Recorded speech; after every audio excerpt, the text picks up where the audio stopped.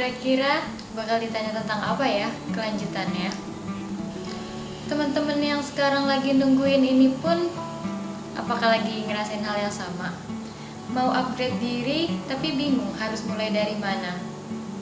Mungkin secara skill udah ada nih perkembangan atau udah upgrade dari tahun-tahun sebelumnya. Tapi kok kenapa masih ngerasa ada yang kurang ya? Kira-kira apa lagi nih?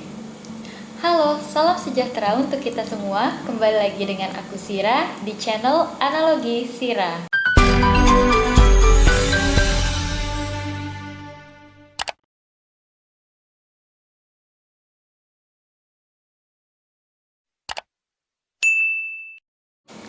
Mungkin di sini gak sedikit ya orang-orang yang masih ngerasa bingung sama dirinya sendiri, ngerasa masih di situ-situ aja. Kamu tahu nggak sih kalau sebenarnya itu udah hal yang bagus banget kamu mempertanyakan hal tersebut. Emang kadang-kadang kita kesulitan untuk melihat hal-hal yang implisit, termasuk hal-hal apa aja sih yang perlu di-upgrade dari dalam diri kita. Tapi bukan berarti kita menyerah, ngebiarin diri kita begitu aja, kehilangan arah, dan terombang-ambing, bahkan ngebiarin hidup kita gitu-gitu aja. Atau ngebiarin diri kita menjadi orang yang sama, yang kalau udah level ekstrim bukan cuma orang lain aja yang gak bisa menerima kita, tapi kita sendiri pun gak bisa terima diri kita sendiri. Gak mau kan pasti kalau kayak gitu. Jadi yuk kita perbaiki diri lagi. Kalau kita mau pasti ada jalan kok. Oke, New Year, New Me. New Me-nya mulai dari mana ya? Kalau hal-hal yang tangible, mungkin kita semua udah pada tahu ya aspek mana yang mau kita upgrade dari dalam diri kita. Contohnya bisa jadi di finansial ataupun glowing secara fisik. Bisa juga ningkatin skill dan segala macamnya. Tapi kalau hal-hal yang intangible ini yang mungkin susah, ngebingungin dan agak abu-abu gitu ya.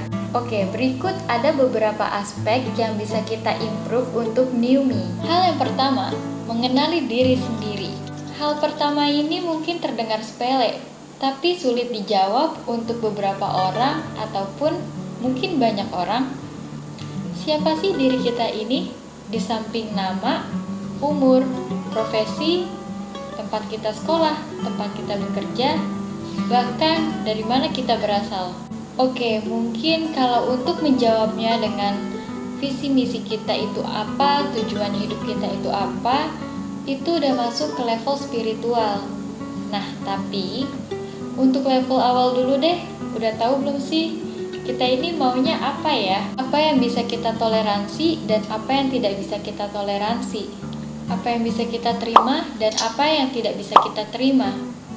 Apa yang bisa ngebuat kita berkembang dan apa yang ngebuat kita stuck? Apa yang kita rasain, apa yang pendapat kita, dan apa yang pendapat orang lain? Dan masih banyak lagi hal-hal yang sekiranya perlu kita ketahui tentang diri kita sendiri. Kedua, bagaimana kita merespon terhadap suatu kejadian dan persepsi kita terhadap hal tersebut. Oke, kenapa ini penting? Karena respon dan persepsi kita terhadap suatu kejadian itu mencerminkan karakter kita. Dan dengan menyadari hal ini, kita bisa melatih cara kita merespon suatu kejadian dan juga sudut pandang kita agar bisa lebih bijaksana dan bisa melihat dengan sudut pandang yang lebih positif. Contohnya ketika kita mendapatkan hal yang kita pikir itu sebenarnya nggak enak secara apa yang kita lihat. Tapi di balik itu mungkin sebenarnya ada pelajarannya. Misalnya ketika kita mendapatkan uang atau gaji yang kecil, terus pemikiran awal kita kayak kenapa gaji kita itu selalu segini-segini aja? Kok kayaknya susah ya buat ngedapetin uang sekian-sekian-sekian? Mungkin kalau pakai sudut pandang yang biasa, kita ngerasa bahwa hal tersebut gak enak, dapat gaji atau uang yang kecil. Padahal kalau kita pikir pakai sudut pandang yang lain, bisa aja sebenarnya dari uang-uang yang kecil itu kita masih perlu berlatih dulu untuk bagaimana kita memanage keuangan itu. Karena gini, kalau misalnya tiba-tiba dikasih uang 100 juta, 200 juta, jebret, tapi kita nggak tahu cara manage keuangannya itu gimana. Ujung-ujungnya bisa habis dalam waktu sekejap kan. Jadi balik lagi, yaitu bagaimana kita merespon dan melihat suatu kejadian dengan persepsi yang lebih positif. Yang ketiga, mengenali trigger dalam diri. Nah, ini adalah sebuah jembatan untuk kita bisa introspeksi diri.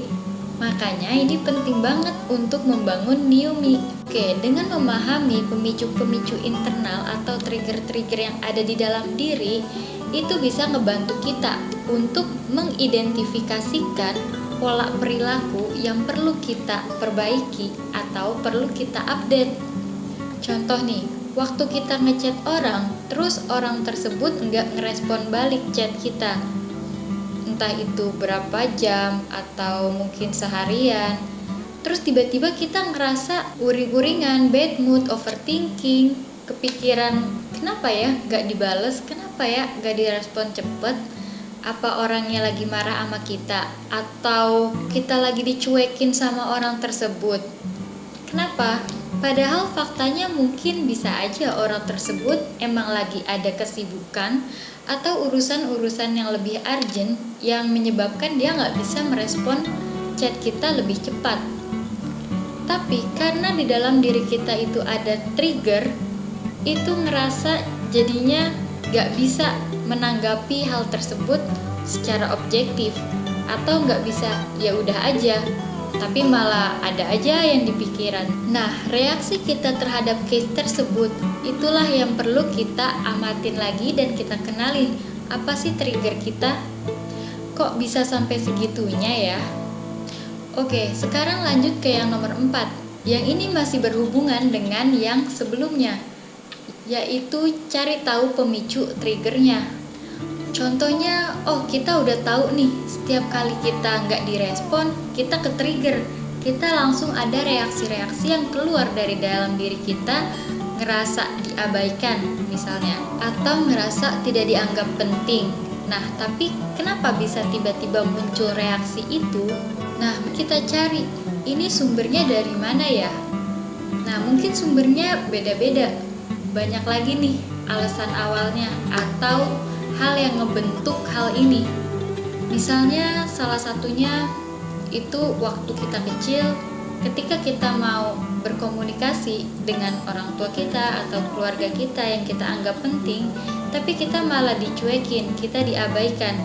Nah, tiba-tiba kita menganggap ketika orang lain tidak merespon kita, itu artinya kita nggak penting.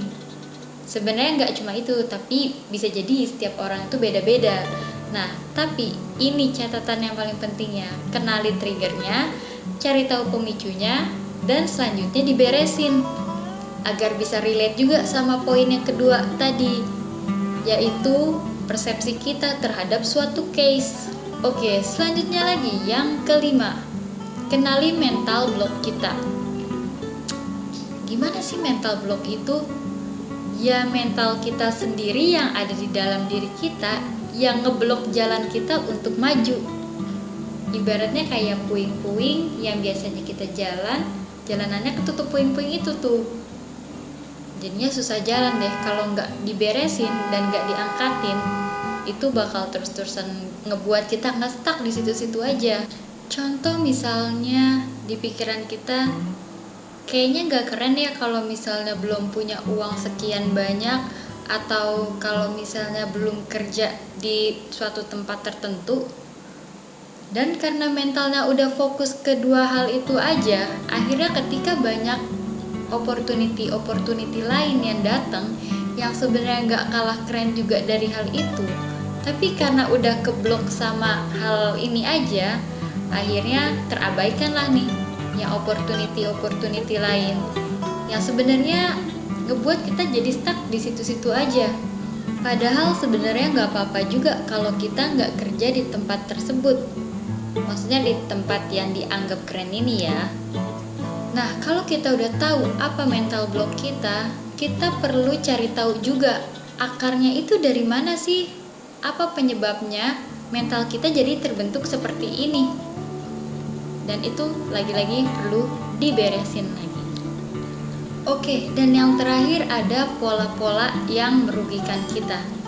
Kenapa ini penting ya?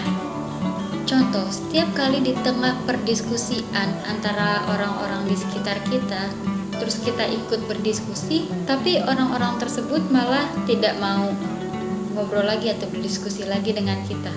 Yang ada orang-orang tersebut cuma iya-iya aja apapun yang kita omongin. Nah, terus intinya apa? Kita lihat pola-polanya.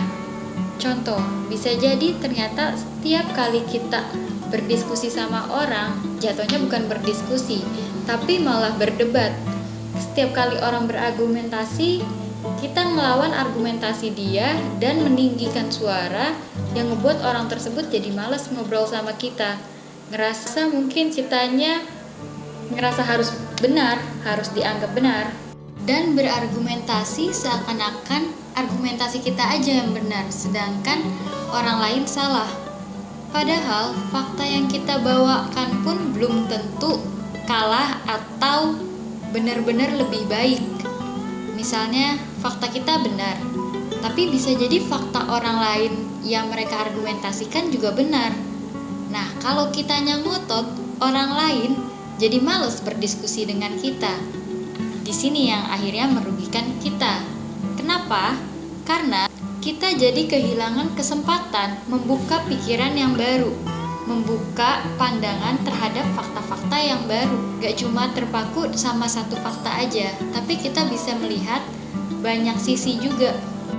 Ini salah satu contoh yang disebut pola-pola yang merugikan, yang mana pola kita yang selalu ingin menang atau selalu ingin benar akhirnya merugikan kita, rugi untuk berkembang dan memiliki pengetahuan yang lebih luas. Nah, jadi begitulah hal-hal yang intangible yang sekiranya perlu kita perhatikan lagi untuk menjadi tolak ukur kita supaya bisa mengembangkan diri lagi. Tapi kalau misalnya bingung kenapa ya aku menjabarkannya hal-hal yang harus kita beresin dulu terus. Karena analoginya gini, kalau misalnya kita memori penyimpanannya masih penuh dengan sampah, mau kita isi lagi dengan hal-hal yang bagus pun nanti malah storage penuh. Nah, ada bagusnya kita bersihin dulu nih yang sampah-sampahnya sampai kita punya space kosong lagi untuk berkembang. Nah, jadi mungkin itu dulu deh ya. Aku harap kita bisa terus belajar sama-sama lagi untuk berkembang lagi. Dan semoga bermanfaat. See you. Terima kasih sudah menonton. Dah.